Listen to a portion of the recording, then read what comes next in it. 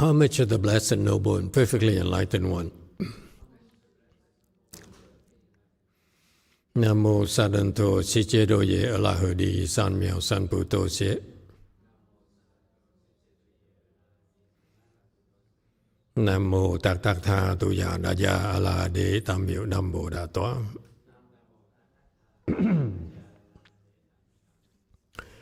The unsurpassed, profound, subtle, and wonderful Dharma in 100,000 million aeons is difficult to encounter. Now that I'm able to see and hear, I will receive and maintain it. I vow to fathom the thus come one's true and actual principle. 无上甚深微妙法，百千万劫难遭遇。我今见闻得受持，愿解如来真实义。O Buddhas and Bodhisattvas, Great Master Jinglang, Great Master, is it Jinglang or Zhuge? Jinglang, Great Master Xuanhua, all good monks and nuns and all good no advisors are me to fall.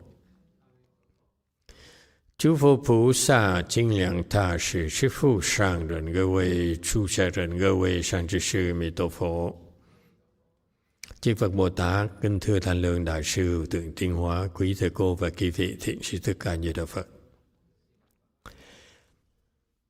Hello everyone, today is the 4th of May 2025. We're here at DTT to continue discussing the Avatamsaka Sutra.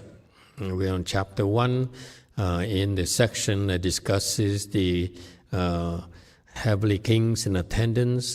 This current set of heaven levels is the heavens of the Gandharvas, Gandharva kings. We're in the verses section.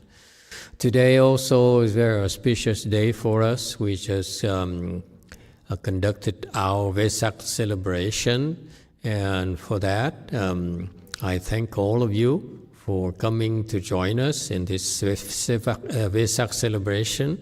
And in particular, I really want to express my gratitude for the many of you who've been supporting this effort, Vesak effort.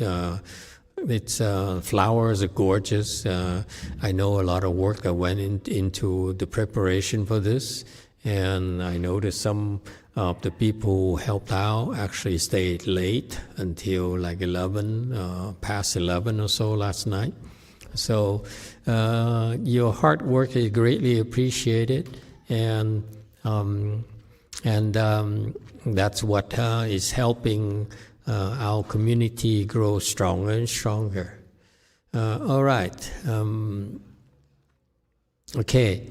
This is this section of the verses that remind ourselves of the verses of this four-line Gatha. The colossal ocean of the world's distress and suffering is dried up by the Buddha. Not a drop remains. The thus come one's sympathy commands numerous expedients. Pure eyes understands its opportunity. And so, where are we? Okay. So it says that the world, we started talking about this Gatha, this four-line Gatha here, where where we discussed on how the world is full of distress and suffering. And it's immeasurable. It's just so immense, as big as an ocean. And all of that, all the distress and suffering that all of us living beings are undergoing, is dried up by the Buddha. Not a drop remains. Okay, the Buddha's aspiration is to work hard until this ocean of distress and worries and suffering will be dried up. Okay, and how does it get dried up? Okay, is what he says. He says what motivates him is that he has full of so he's driven by kindness and by pity for us. He understands how much we are suffering, a lot more than anyone else.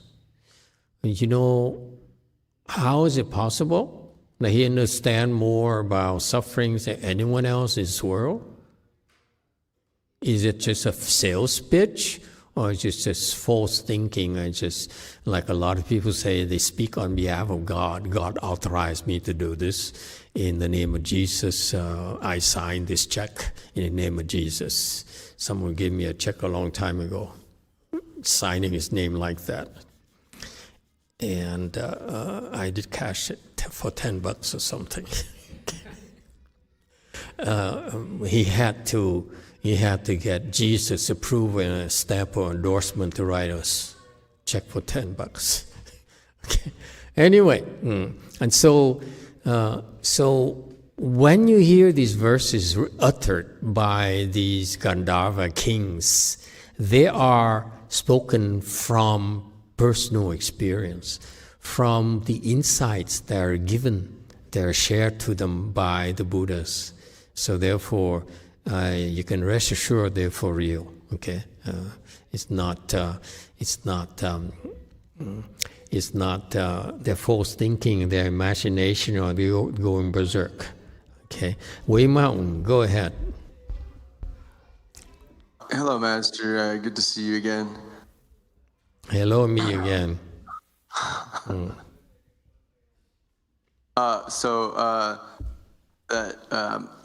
Mahayana probably knows our suffering because he has been in the same position as us before. Has been what? In the same position as us before. Same position as us before. Yes, that's correct. Okay, anyone else?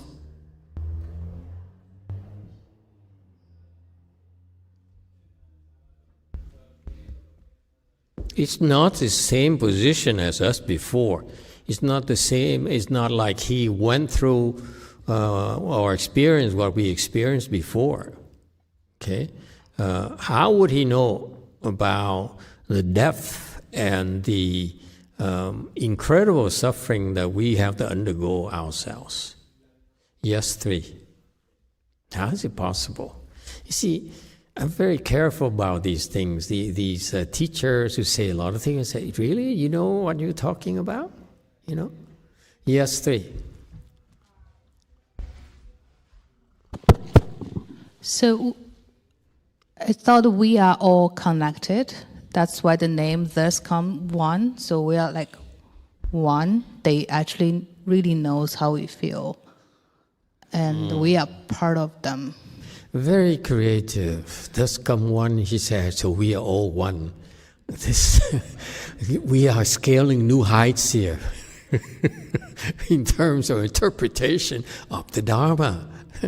Let me explain to you, thus come one is Ru Lai, meaning, the meaning of that actually means that he comes according to the truth. He comes bearing the truth. So he's a very truthful person. And we're talking about, you see, in Buddhism, be very careful about this. The Buddhist practitioners as well, especially Buddhist teachers, we take integrity very, very seriously. We don't simply say things without checking and double checking and verifying things, okay?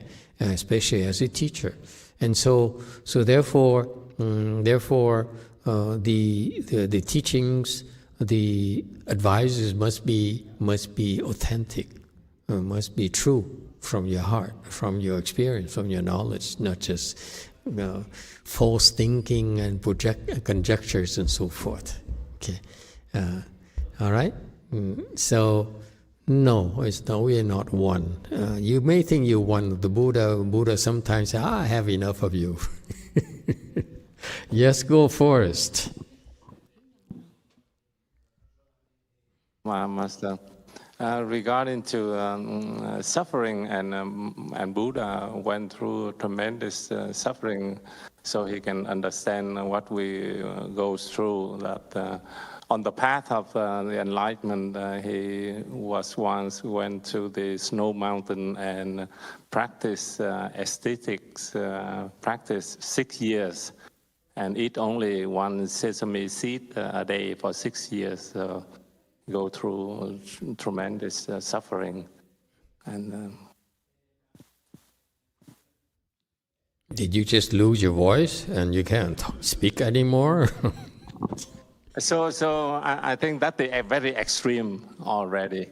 So when you Buddha went through the extreme to show us that he can know what suffering is. Okay, very good. Okay, you guys got all the right ideas. First of all, okay, here's what Buddhas and Bodhisattvas do that we cannot or we don't. Okay, Buddhas, they put themselves in the mud. They go where we go, so that they can experience what we are experiencing themselves. Okay? Bodhisattvas in particular, before they become Buddhas, they choose to go everywhere, to be with all sorts of living beings, so that they get to experience firsthand what kind of suffering they're experiencing. Okay, so if you are a living being in the hells, they would go to the hells and suffer with us. They really want to experience the suffering of the hells. Would you believe that? Okay, that's what Bodhisattvas do. They're not afraid of it. They want to know what it's like, the suffering that you're undergoing. They need to experience it, and they need to personally go through that themselves, so that they can really understand what it's like. Okay, and once you understand what it's like, then what happens to that? Your compassion grows bigger. That's one way to help you grow your compassion. Your compassion grows bigger because you understand more and more about the nature of the suffering. Does it make sense? So that's why when you practice the path we're giving you, don't be afraid that it's difficult. Don't be afraid that it is not easy at all, because that's part of the honing or refinement of your compassion. Okay? So I feel that personally, the more I suffer through this path here, the more I look at you, I can appreciate why you hate me so much. That kind of thing. Okay? Some of you hate me so much. This is inhuman. What you're making us go through is just inhuman. It's just not real. You're unreasonable. What you don't realize is that we need to go through it in order for us to really experience it. Okay? Not just imagine it or just read about it. That's point number one. So it's a matter of degree of authenticity of a real personal experience, so that you can really understand and be able to connect with the victims, with the people who are suffering so much. That's very, very Buddhist spirit. Okay? We don't sit in a tower, unlike my prior generation, the Sanghas, where we sit on a pedestal. I come and offer us flowers and fruits and money and Mercedes and so forth. I feel that those times are gone. Okay, now we need to get to the mud, get down to mow the grass and get to the grassroots level and experience what you're experiencing, so that we can really slow down this decay of the world, this decay of Buddhism. There's so much suffering that's happening right now. It's getting worse day by day, not better.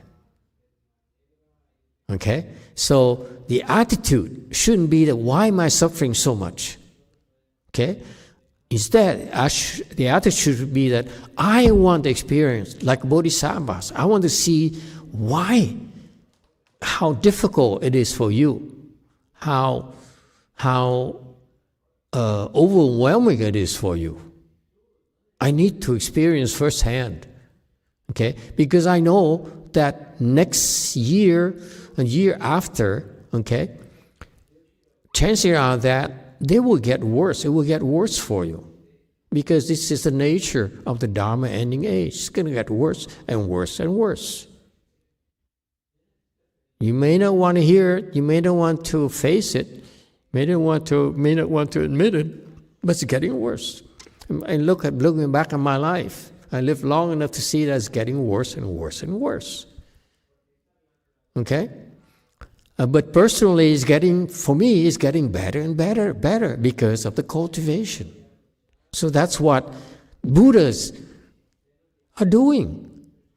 First of all, they went through our experiences, put themselves in our shoes so that they can experience our pain and suffering, so that when they talk to a prisoner, they know how tough it is to be a prisoner. Okay? How tough it is to be a teacher. How tough it is to be a nurse. How tough it is to be a father. How tough it is to be divorced. How tough it is to lose a child. The pain there on the mother is gut-wrenching. It hurts so much that she can't sleep. She cries uncontrollably. Unless you go through it, you don't know what it's like. So Buddhas and Bodhisattvas, they, on purpose, okay, put themselves in our shoes to experience what we experience, okay? So that they develop more compassion to see how difficult it is for all of us. That's point number one. Is that clear? Point number two is that, what's the point of knowing that? Well, the point of knowing that is because they can handle it. They're not scared, unlike us. We run away from trouble, we run away from difficulties, that this is too much for me. They are not afraid of it. They want to experience more and more difficulties so that they get to appreciate your difficulties more. Okay? And once they understand what we're going through, then the wisdom helps them devise means, devise expedience, as in this verse here, on slide 50. He devises countless expedients or skill in means to provide relief, to fix our problems. That's what Buddhas do. And that's what you're being taught to do. You're not Buddhas yet, but you are learning more and more, okay, in the process. Step number one, undergo difficult training, okay? I'm the first to tell you, since day one, I've always asked you to do difficult things. Because when you are willing to do it, you improve faster and makes you a better man.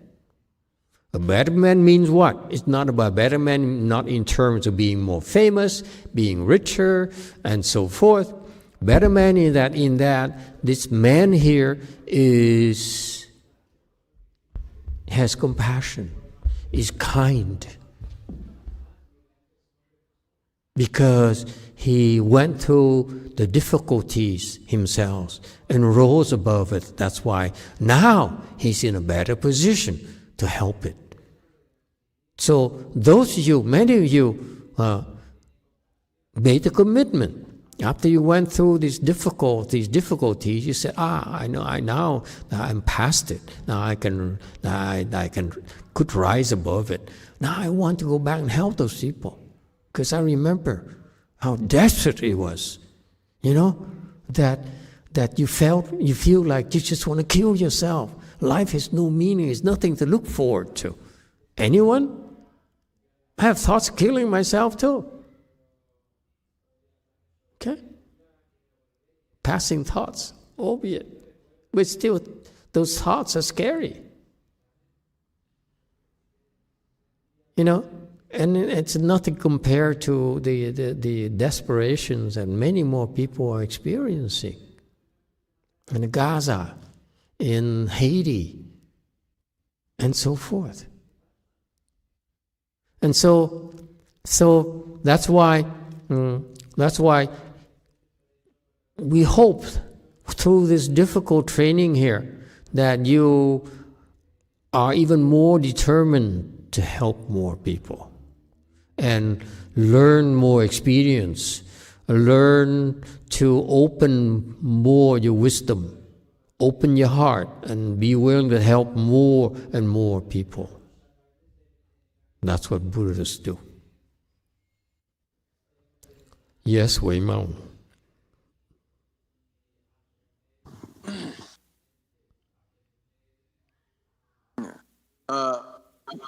Master, I'm a little confused. So if we want to be bodhisattvas and Buddhas by that line of thinking, wouldn't we maybe need to put ourselves into bad conditions or dangerous things to be able to learn how to deal with that sort of suffering? I mean, I think as people, and especially in my life, I have enough suffering myself, and the solution always remains the same, to get out of it. So why, if I wanted to be a Buddha at some point, would I need to experience something even worse than I'm experiencing now? And why would I want to put myself in that position? It's so typical, you Westerners. You question everything I say.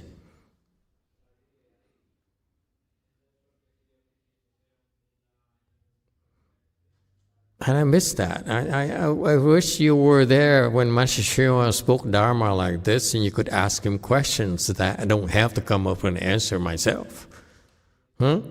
What happened to his disciples? What happened? Why are you so much more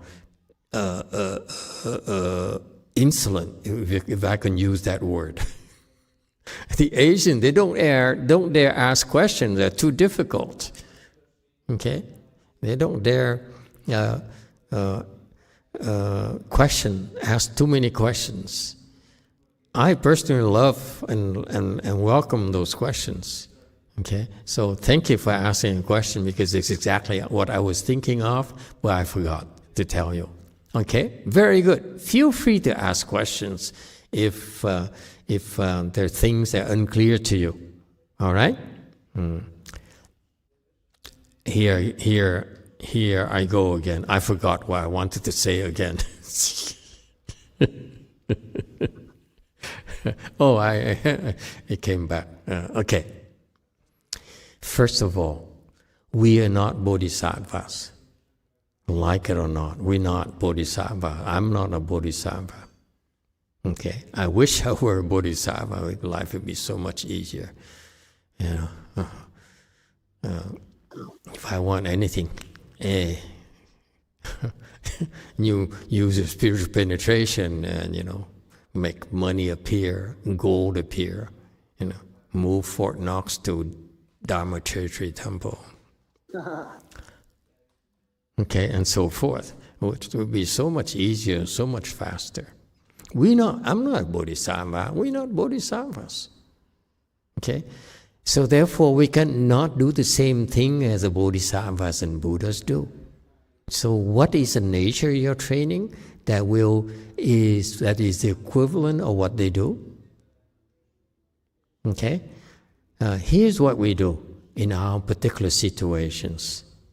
Number one, your Chan training, your Pureland training, your Tantric training, all the training is predicated upon you doing something more difficult, okay, than you normally do, more than you can handle. And it's training you to become tougher and not back off, not run away.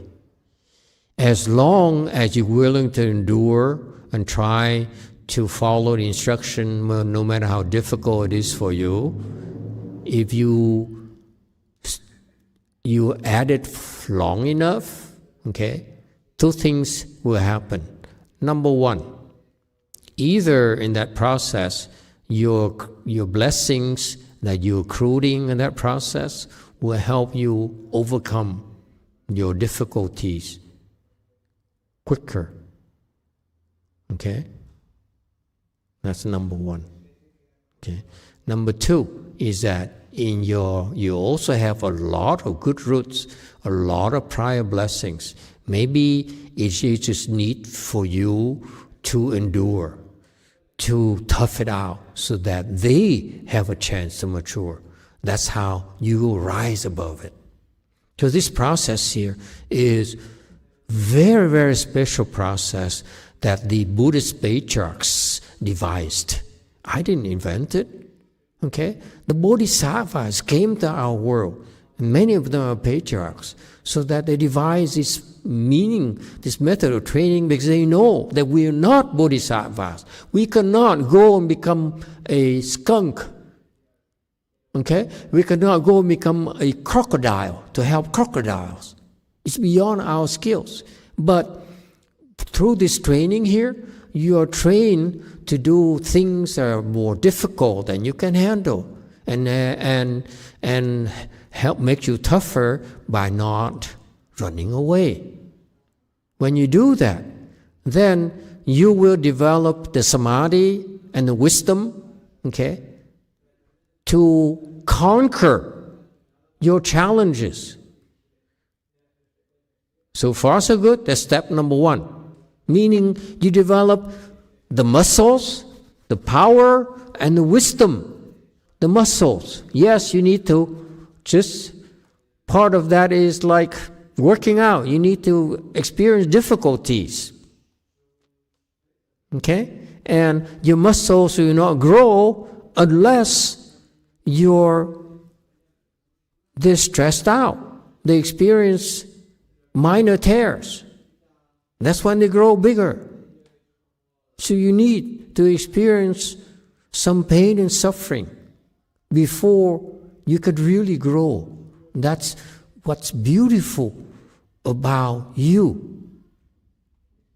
When you're stressed out under the proper programs, the proper stimuli, you will grow. The trick is not to overdo it, because you break. Like a piece of rattan, okay? You bend, you build it, you bend it will bend, but you pass a certain, its breaking point, it will break. So the training there is ingenious in the sense it makes you bend, but will prevent you from breaking, hopefully. If you do that, then your muscle will grow. In the process, at the same time, we also develop the wisdom to use your muscles. So it's dual process. It's physical and also spiritual.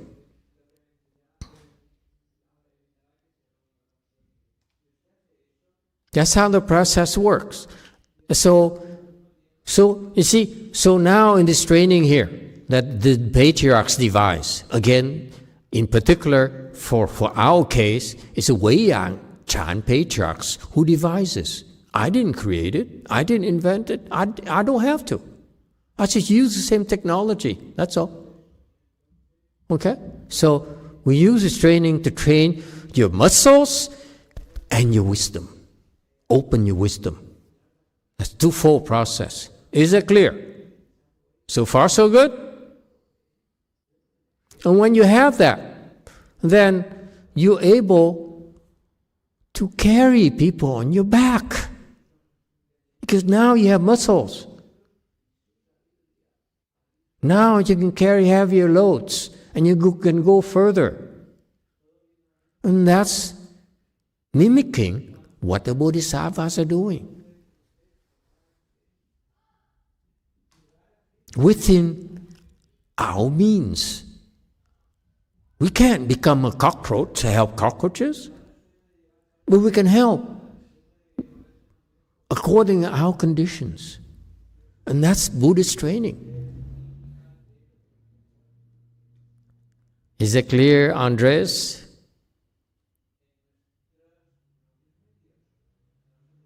Good question, by the way. Thank you. Yes, it's clear. Thank you, Master. You're welcome. Okay, remember, one hard question per day. Yes, you too. Thank you, Master. You have, Tui has a question for you regarding the Vesak ceremony. Amitabha, Master, can you please tell us the significance of bathing the Buddha? Are we actually bathing all the thus come ones who are adorned with pure wisdom, or is this just ceremonial? Thank you. What? Repeat the question, please. Can you please tell us the significance of bathing the baby Buddha? Are we actually bathing all of the thus come ones who are adorned with pure wisdom? Oh, I couldn't hear the thus come ones. Ceremonial. Okay. Somehow the microphone, your sound when you pronounce thus come ones kind of sounds weird to me. Is that just my hearing? Or you couldn't hear either, but you have hearing issues. How about you? Okay, never mind. I'm just curious because we also have audio inconsistencies here at DTT as well. But anyway, be it as it may. Good question, and thank you for asking. The bathing the Buddha for the Vesak celebration carries very profound meaning. Okay, it's first of all, it is an opportunity for rejoicing that a great sage came to our world to make it better for all of us. So it's cause for big celebrations. It's a very big deal for the Buddhists that is such a, to show our gratitude to the Buddha for coming here and bring so many great things for us. Okay? For example, personally, until I encountered Mahayana and practiced it full time, I was miserable. So the more I practice, the happier I become. It's getting better and better and better for me personally. That's why I'm doing this. I'm doing this to share it with you. Okay? Because if I could do it, so can any of you. The difference is that I spend more time doing this than you, that's all. Okay? I've done this, I've been doing this for a long, long time. Many, many lifetimes, mind you. Okay? But it has never been in vain. In Chinese, 不唐捐, whatever you do in the spiritual path, the spiritual endeavor here, is never in vain. Believe. Even you sit here and said, like the kids here sit here and they're playing, watching the iPhone, their cell phones, and listening to only half ear to it. It's still not in vain. They're planting the great seeds of wisdom in them, and so that's why whatever we do, I really believe this because I know it to be the case, that everything we do in Mahayana here is to your benefit, is for your benefit. I'm not foolish, because when I benefit you, I also benefit myself. So I stop worrying about benefiting myself. I worry about benefiting you. Okay? Because the more I can benefit you, the greater my own benefits. That's all. Okay? And so the wonderful things about this is that it's the Buddha's wisdom. He says, I show you a path of true happiness, of great happiness. This kind of happiness that keeps on growing, folks.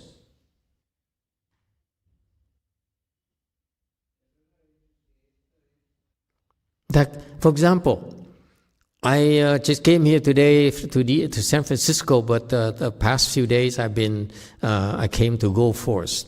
And I will eat lunch with Jung, one of my disciples, well, half disciples. The other half is on the other side of the tracks. And here's a man who's getting happier and happier. I've known him for about 15 years in my personal practice. I noticed that him coming from the other temples is very unhappy man. When I first met him about 15 years ago, he and his wife are fighting like dog and cat. Okay? Now they're still fighting, but he's winning. She followed the Tibetans, he followed me half time. Think about it. For only half time, he now beat her to the punch.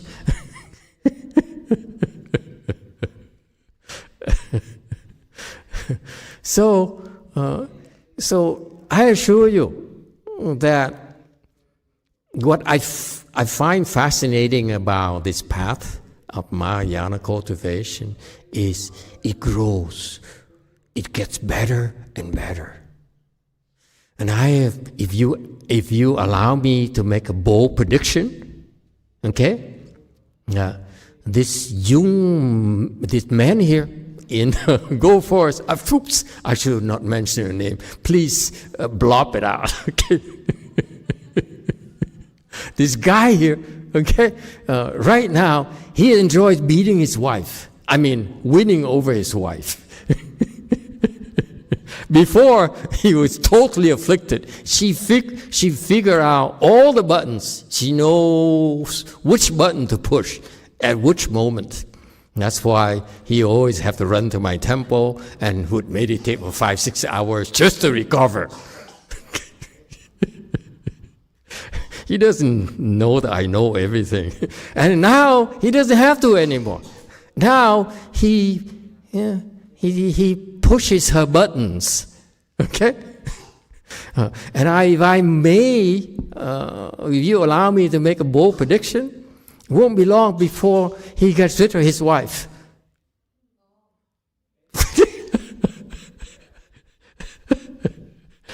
I'm kidding. Look at him. He disagrees already. He never agrees with me, by the way, until like a few years later.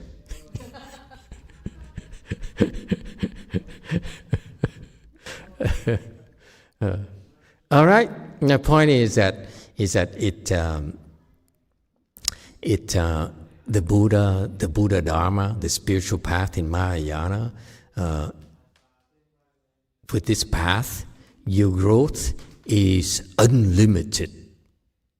Okay? That's why we rejoice of the coming of the Buddha. And we show our gratitude every year on this Vesak day here. All right? That's why we get together. Number 2, why do we bathe the Buddha? Well, to tell you the truth, we use this small baby Buddha statue. We leave it there on the altar for the entire year. We never wash it.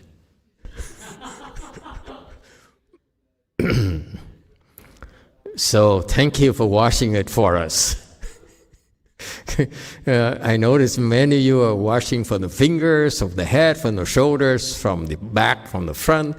Thank you, thank you, thank you. Okay? And number 2, if we only leave it at that, then our Buddhism would be so shallow. Okay?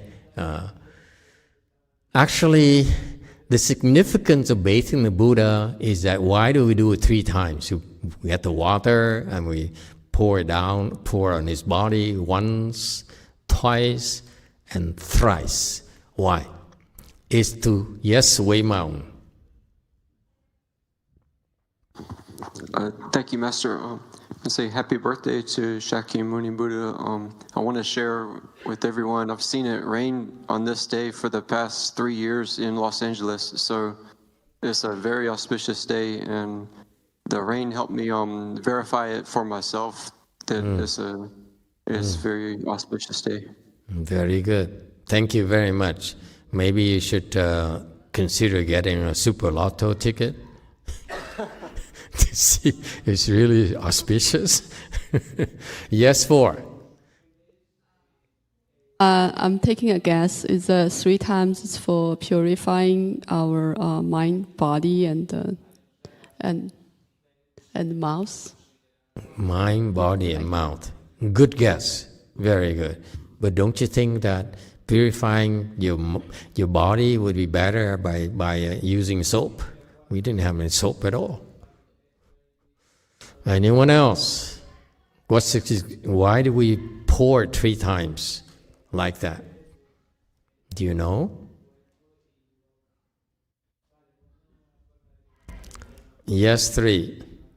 We also bow 3 times. It's for Buddha, Dhamma, Sangha. Is that? No, we bow 3 times. Say thank you, Shakyamuni Buddha. Thank you, Shakyamuni Buddha. Thank you, Buddha. Okay, anyone else? You're right. Bow to triple jewel, yeah. But anyone else? Why 3 times? Really? We never explained this to you? Seriously? Never ever? Wow. Here I am, the last 20 years, teaching you about sudden enlightenment and Avatamsaka Sutra, and you don't understand why you bathe the Buddha 3 times? Huh? Oh, wow.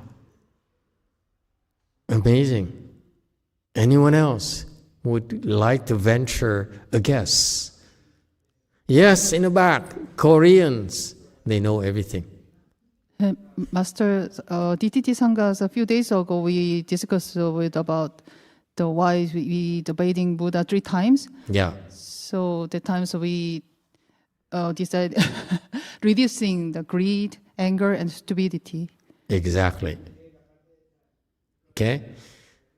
We bathe the Buddha, we pour the water on the statue 3 times to symbolize cleansing our greed, our anger, and our stupidity.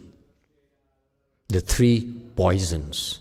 This is what Buddhist practices is about. They're all about purifying ourselves, shedding our greed, our anger, our stupidity.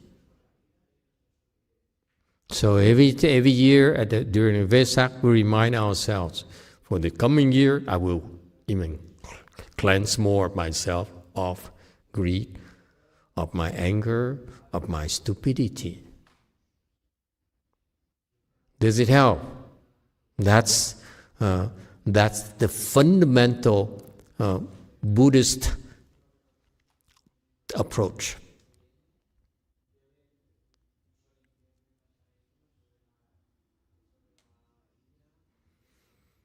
All right. No more questions? Yes, JMT.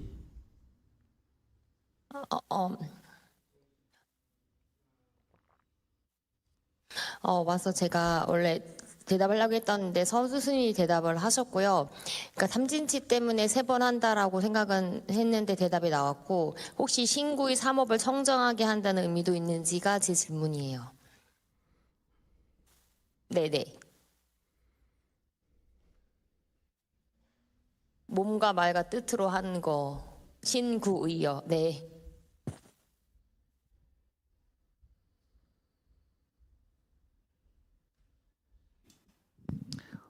Hello, Way Mountain. We cannot hear the Sarah. Hello? Hi, Master. I was going to mention about 3 poisons, but Sajjusunim already mentioned about that. So how about karma due to the body, mind, and mouth? Is that going to be the answer why we bathe the Buddha pour the Buddha 3 times with the water? Yeah, we can purify the 3 karmas of body, mouth, and mind. You can do that too. Okay? But a deeper level is to purify our greed, anger, stupidity. Very good. Okay? Anyone else? Okay, next slide, 51. Pure eyes understand this profoundly. So this Gandharva king understands this. He has that kind of wisdom, thanks to the Buddha's assistance. Right? Next. The 10 directions, oceans of lands are boundless. The Buddha's light, wisdom light, shines on them all.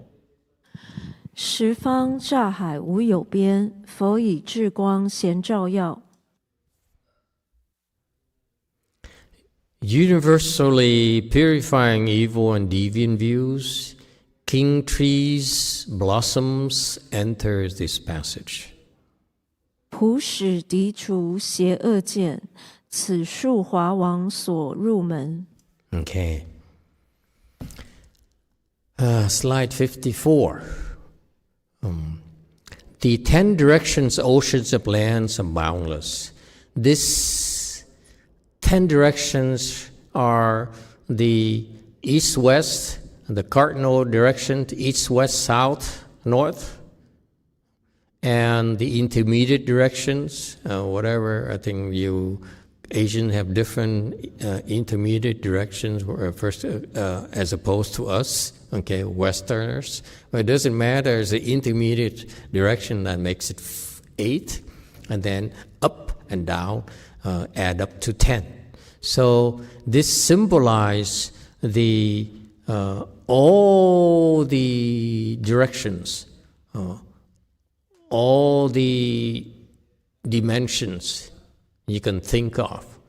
In the sutra, the number 10 is actually a symbolic number. It represents infinite numbers. Okay, so that's why you always see 10 grounds, 10 faith, 10 position, 10 directions, meaning at all sorts of directions. Okay, in all directions, infinite direction, infinite dimensions, if you will. Okay, and in each of these infinite directions, the Buddha lands are boundless. So you have infinite times infinite, which is mind-boggling, if you will. Okay, so infinite is inconceivable anyway already, but infinite times infinite to the infinite is just mind-boggling. Don't even bother to try to understand. And that's the nature of our universe. It's infinite.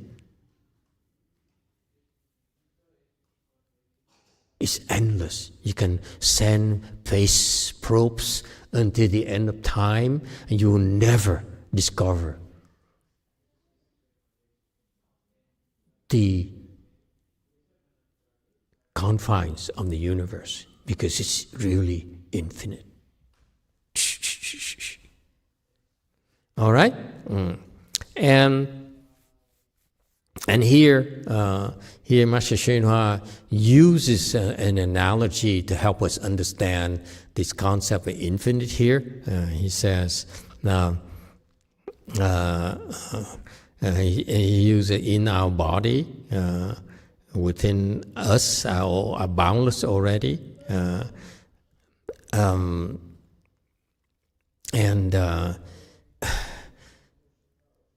It's a little bit difficult for me as a Western educated person to connect with this. I hope you Chinese people can understand it better, but I don't get what he's talking about. Okay, he says in the body is infinite. No, I feel the body is very finite. Whatever cells you can count is very finite. We're talking about the infinite 10 direction, Buddha lands in 10 direction. You're talking about really infinity, but the body you have there is not infinite. Okay, but anyway, it's such a large number we can't count. Okay, yes, Wei Mountain. Master, could I ask you mentioned that none of us are bodhisattvas yet, but many people have been certified to reach bodhisattva grounds. What is the difference between being a bodhisattva versus reaching? I can't hear you. Could you repeat, please? I could not hear you at all. You mentioned that. Can you turn down the volume?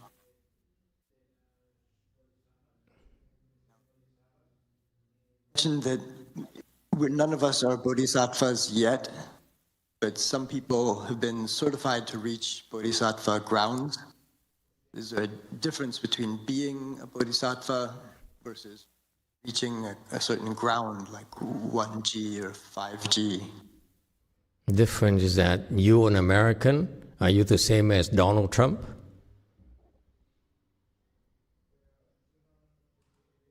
No. That's a difference.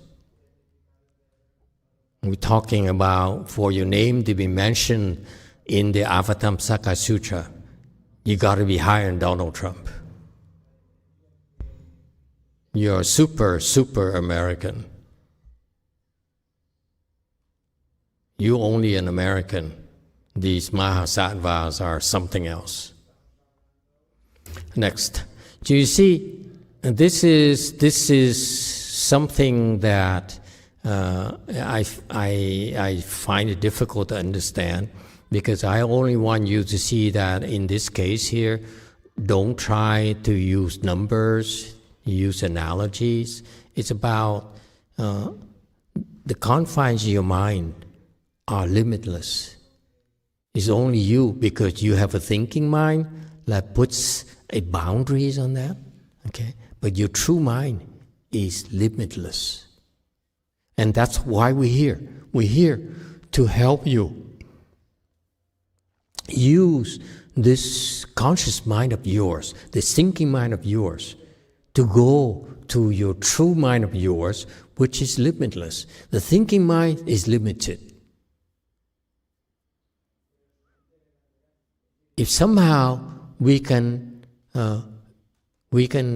convince you to follow the instructions so that you can graduate from your thinking mind to your true mind, then you understand limitless. But it's because you refuse, you don't believe, that's why you struggle with it. Okay? So, as long as you really don't believe, there's no point in trying to argue with you. I'm not going to sit here and argue with you that, count the hairs in your body, hair pores in your body, hair pores on your son's body. It's still finite. Will get you nowhere. Okay? How do you get there? To limitless? What is the ingredient? What is the secret ingredient to help you to go from where you are today, who you are today, to your unlimited self? Faith. That's all. There's no need to understand. My point when I mention faith here is that if these Mahasattvas, these Buddhas, are saying that there are limitless lands, Buddha lands in the universe, just believe. There's no way for us to measure it. So to make an analogy between that and the hair pores in your body, or what your supercomputer can come up with, or your AI can come up with, they're all limited. But your true mind is unlimited. Believe, that's all. And when one day you're able to get to your true mind, then you understand. That's all. Until then, don't worry about it. Until that happens, you can believe, because people like the Buddha himself used to be like us. This Bodhisattva here by the name, what's his name here? My goodness. King's trees blossoms. He's a Gandharva celestial king. He used to be like us himself. Now he believes. There are plenty of people who walked this path before us. Okay? And they came back and said, yeah, what he said is correct. What he says is true. Believe. Okay? So I will skip all these things. I want to preserve this for you to understand the logic here of how he taught his disciples versus how I want you to approach the Avatamsaka Sutra. This approach here is still limited, okay? It still has boundaries, and it doesn't matter. You walk this path, you never reached the infinite. And I'm teaching you very simple. Just believe. You get there a lot faster. Yes, sir. 9.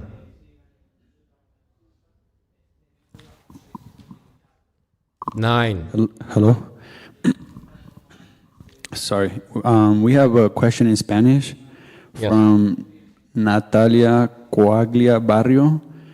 So it goes, hola maestro, pero puede suceder que me vuelva aficionada a experiencias más difíciles y más duras en la medida que supere una y otra experiencia difícil, así seguiré sufriendo siendo más sabia. So she's saying, muy bien, okay. And now translation. Yeah, translation. Hi, Master.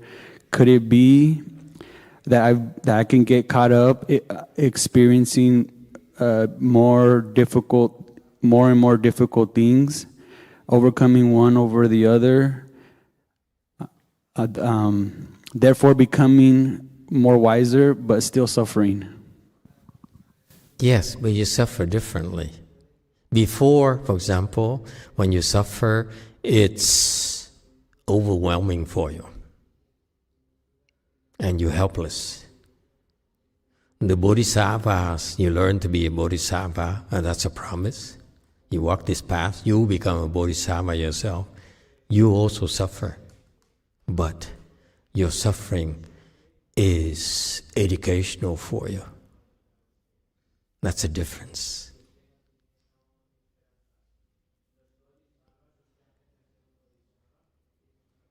Ordinary people, they suffer because they have no choice. Bodhisattvas suffer because they choose to suffer in order to learn how to help us better.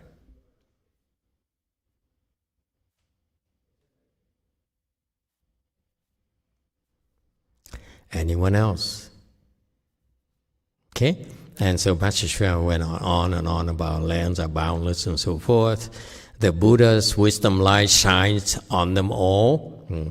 Buddha's is kind of cool. You can just imagine that the Buddha sits there. When you're Buddha, your light shines throughout the universe.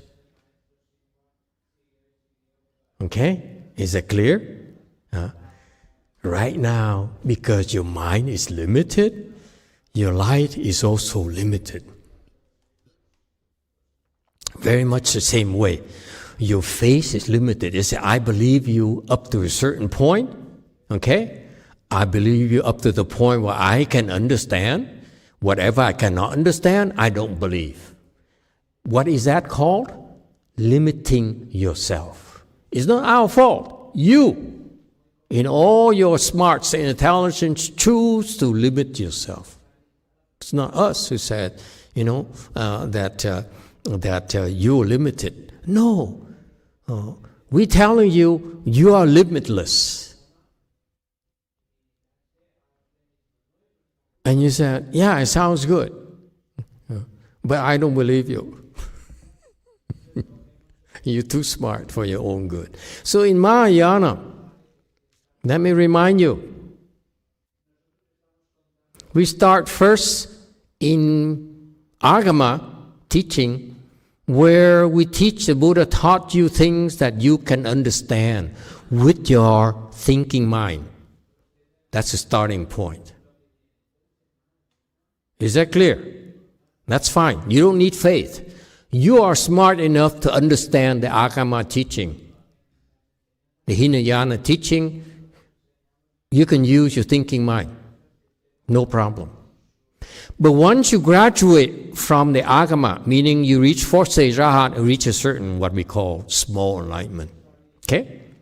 If you want to go further, what happens? You need to let go of your thinking mind. What does it mean? You need to let go of it has to make sense to you.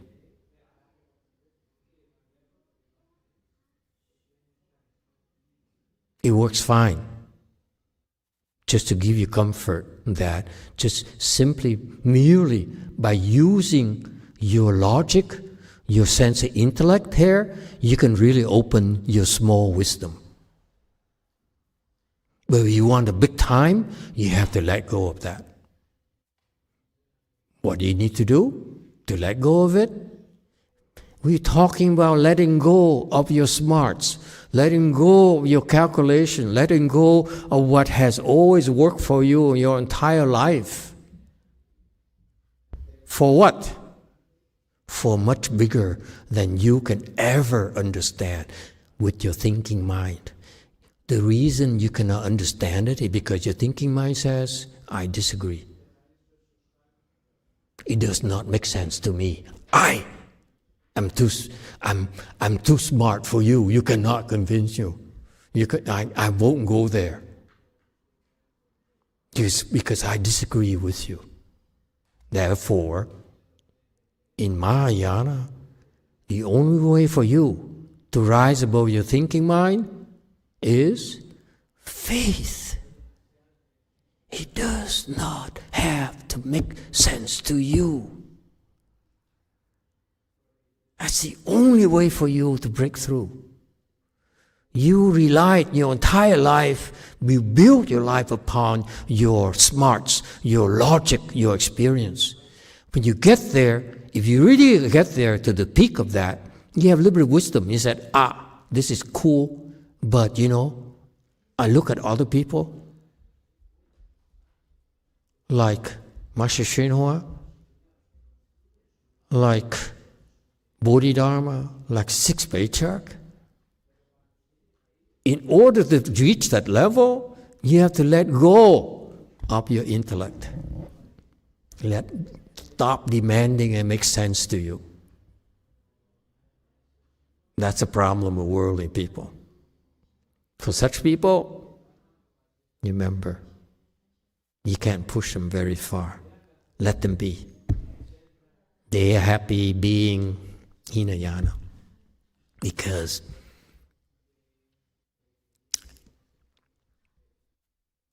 they don't believe.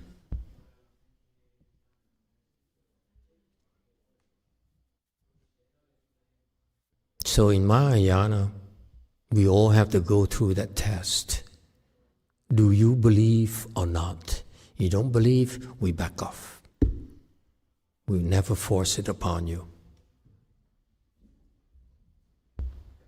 Okay? So we're not talking about Hinayana now. Even when you reach the 1G, right? Levels of enlightenment, first level, second level, third level, fourth level, it's still the same process. You have 3G now. We're going to throw a test at you. Do you believe or not? And many 3G says, no, I disagree with you. And that's where they stay.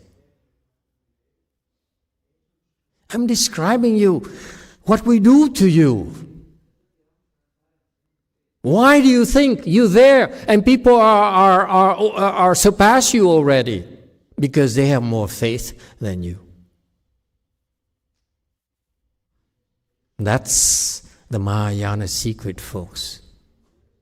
At first, we are very patient with you.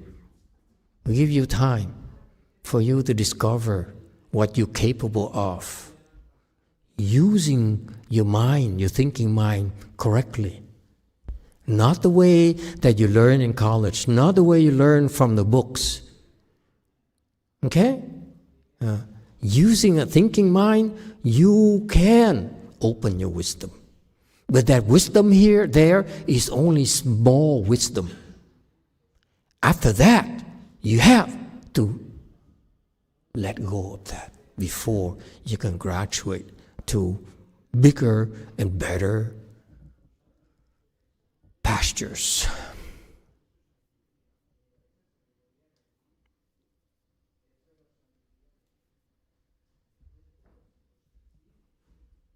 Is that clear? So don't get a big head now. Some of you guys said you 4G. Some of them I said you 1G, you 2G, 3G. And you say, oh my God, I'm the same as Master. I'm the same as a patriarch. Excuse me? You are 3G because you only have the faith of a 3G. That's your problem, idiot.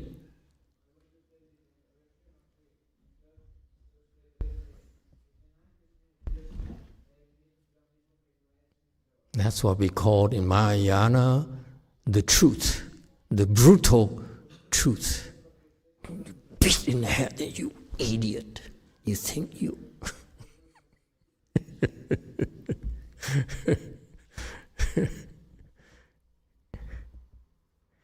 That's, I'm being coarse with you. I apologize. I know I'm supposed to be flowery and magnanimous and gentle and so forth. But sometimes you're too stupid. I can't stand it.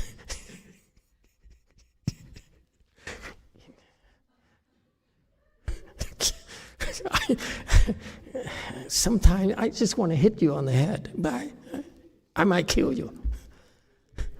I might kill your faith. So I can't hit you. Yes, for. Can I ask, when you describe this face, is this more like face to your good own advisor, or face to the Dharma, face to Buddha? What I don't know. I'm still trying to figure it out. You are unreasonable. I gave you the Mahayana secret of why others are better than you. And now you say, so tell me exactly, okay, which one is it? You figure it out, you losers. Yes, Master. You experiment. 'Cause I gotta have faith. I gotta have faith. That's cause of rejoice today. Okay, folks? We're celebrating wisdom here. The wisdom that the Buddha brought to our world, folks. It's a big, big deal. The answer is a good question, but you unreasonable people. It shows you have no faith whatsoever. That's why you ask such stupid questions. If I tell you about faith,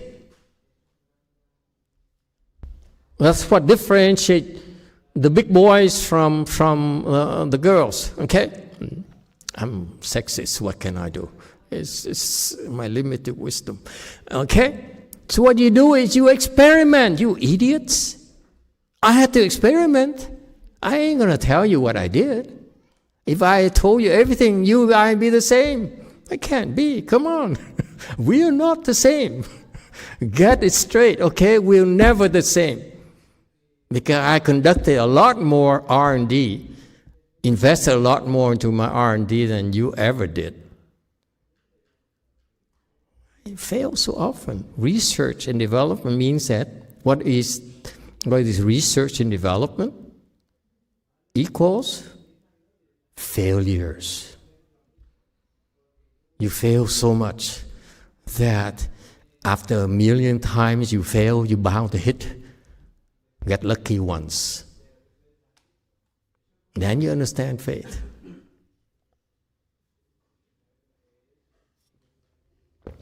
That's Wei Yang training, by the way.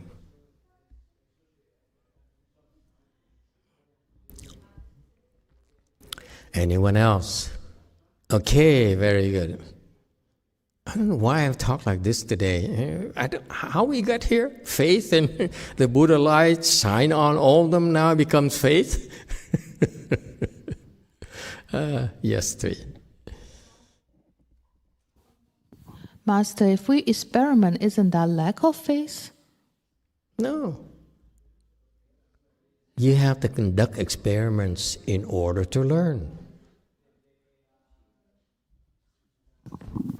The Chinese said, the Master Hsuan says, you need to pass a test.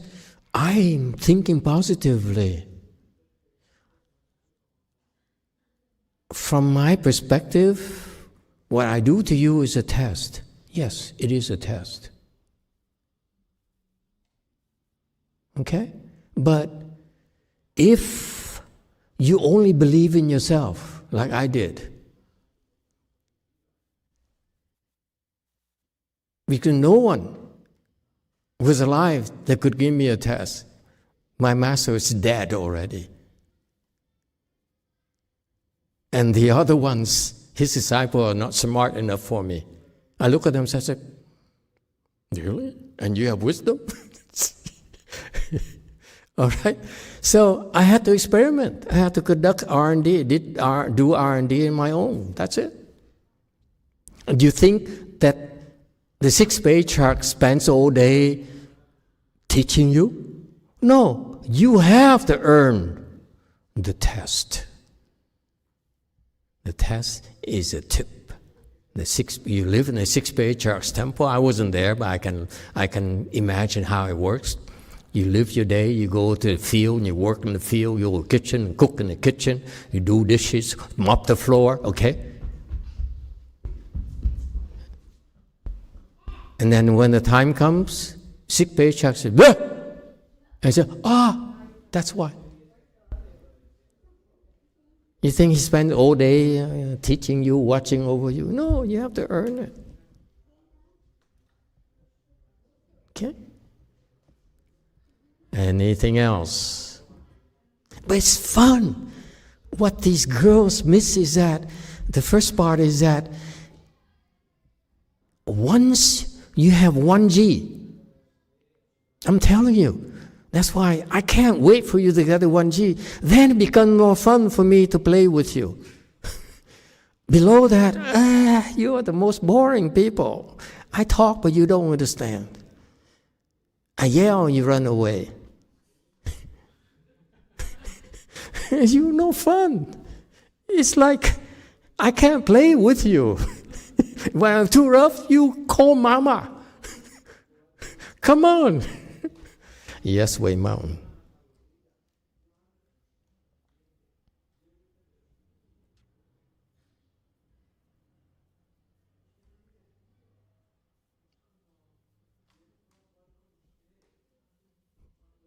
I would like to just respond to the question about faith. I believe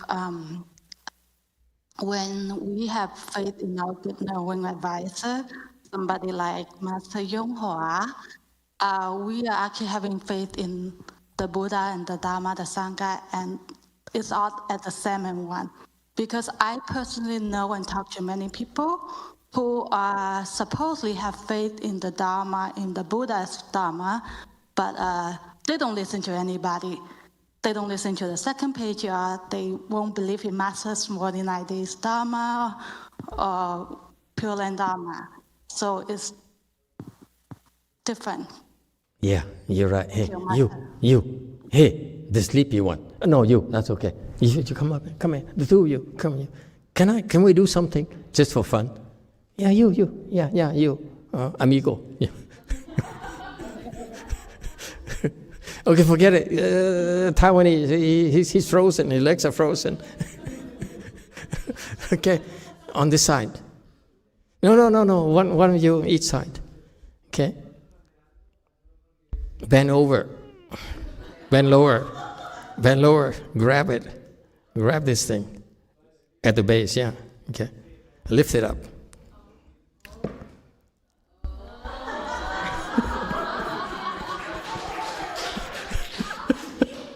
I believe I can fly.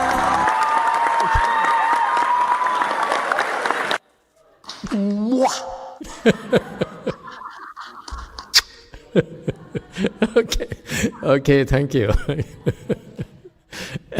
I actually, the whole day I look at Buddha is so lucky. You know, we all look at him in this beautiful thing. I said, I wish I could be there. I was wondering what it would be like to, Now I know what it's like. Thank you. Okay. Where were we? Yes, WMT. I'm sorry I interrupted your answer, your comment. Again? Okay, Master. Time to go home, I think. I was saying that I believe if you have faith in your good knowing advisor, somebody like Master Yonghua, then it's the same as having faith in the Buddha's Dharma and the Sangha. Because I know many people who supposedly have faith in the Buddha, but would not believe in the second patriarch or Master Yonghua's 49 days or whatever Dharma you're talking about. Thank you, Master Yonghua. We'd love to have you. Thank you. We're so lucky to have you. Thank you very much. I don't know what she's talking about, but it sounds good. Probably a good thing. Anyone else? Yeah? Okay. Buddha's light, wisdom light shines upon them. Buddha's, he has incredible wisdom, and this wisdom here has a light.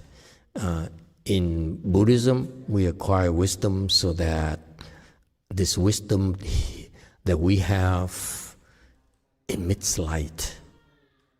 Why is it important? That light there, even though you can't see it, actually can help you become less confused.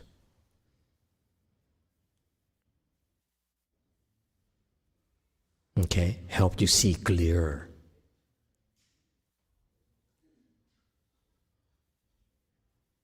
All right, and not only that, Buddha's light, that wisdom light, is infinite. It goes and reaches all over the Dharma realm. All right? It's limitless. And this wisdom light here purifies evil and deviant views. How does it work?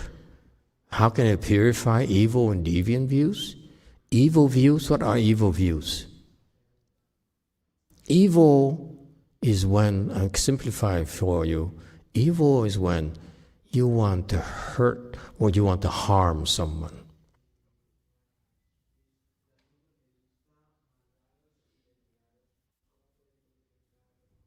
We're not talking about right and wrong here.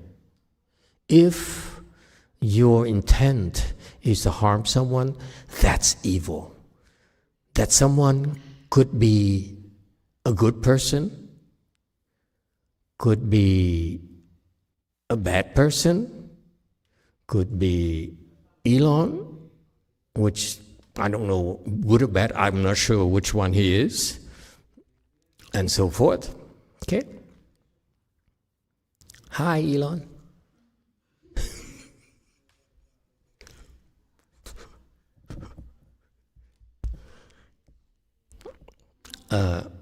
And so evil is, in a very simple definition, when you intentionally harm someone on purpose. You want to harm someone, and that's evil. There's no excuse for that. And so even Buddhas would never harm the devil, would never harm Satan, would never harm evil people. But if you are a Buddhist disciple, especially if you are a monk, and you intentionally harm someone, you are so evil. Cut it out, please. Number two, deviant views. Deviant views are a lot lighter, okay? But more dangerous because it's much harder to overcome, okay? Deviant views when you deny cause and effect. Cause and effect is that this, okay, is a cause, therefore you will have this effect. Meaning what? If you do good, then you have good results. If you do bad, you have bad results. It's immutable. It's undeniable. That's cause and effect. And deviant views are the people who said, there's no such a thing. Look at me. I've been scamming people. I've been selling Teslas. I get away with it. I'm the richest man in the world. There's no consequences of my evil things. I steal, I lie, I scam. I'm still successful. Therefore, there's no cause and effect. That is deviant because you may not see it yet. Okay, you don't realize you're rich today. See, you do something evil, scamming people and selling these EVs who will destroy other people's children, fry their brains, especially when they're young. They're very weak. This big battery underneath the cars is extremely, extremely harmful to people.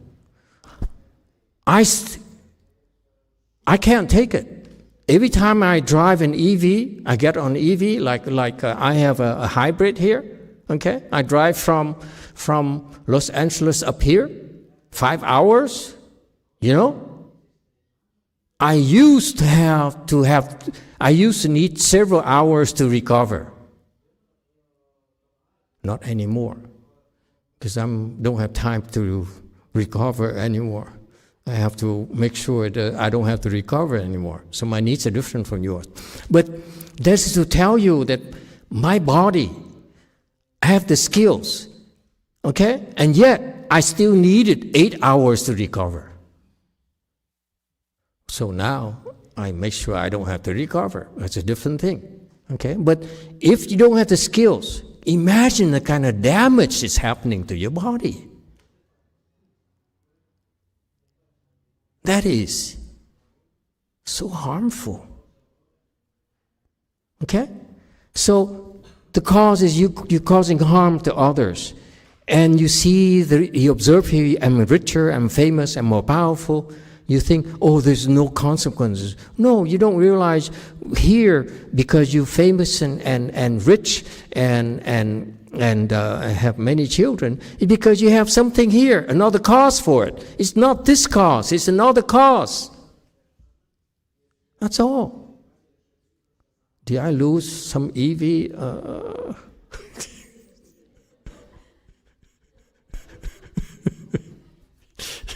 You can't win them all. But thank you for the Chinese food. You see, this is something that no one can escape. You do something good, you have something good. You do something bad, you have something bad. You're going to mix the two of them. Okay? No two ways about it. Okay? So that's why Buddhas, one of the very important jobs the Buddhists and Bodhisattvas do is to purify the evil and deviant views, because these are extremely, extremely dangerous. You have evil views, you have deviant views, you pass it on to your children and to your nieces and nephews and to your grandchildren. So be careful when I see children play with my novices. I said, does she have deviant views or not? Because she keeps on giving the kid sugar.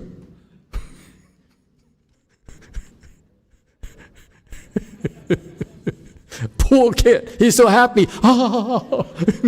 Like an and she goes, there you go. So evil. Okay, time is up. Thank you, everyone. Can I just go to 63? That we've been to 63 and we stop here today. Okay, so basically here he says that Buddhas purify evil and deviant views. You know, the point I want to stress to you is that it's so important. That's part of the important work that Buddhists and Bodhisattvas do. They're not worried about fame. They're not worried about recognition. They're not worried about temples. They're not worried about, about money and all those things. What's important is that they go for the big things. The big things is correct your views. All right? And King Tree's Blossoms have certified to this. He became a Mahasattva by doing this. Okay? His job is to purify deviant and evil views. All right. Thank you, everyone. We stop here today. Have a great week. Thank you all for coming.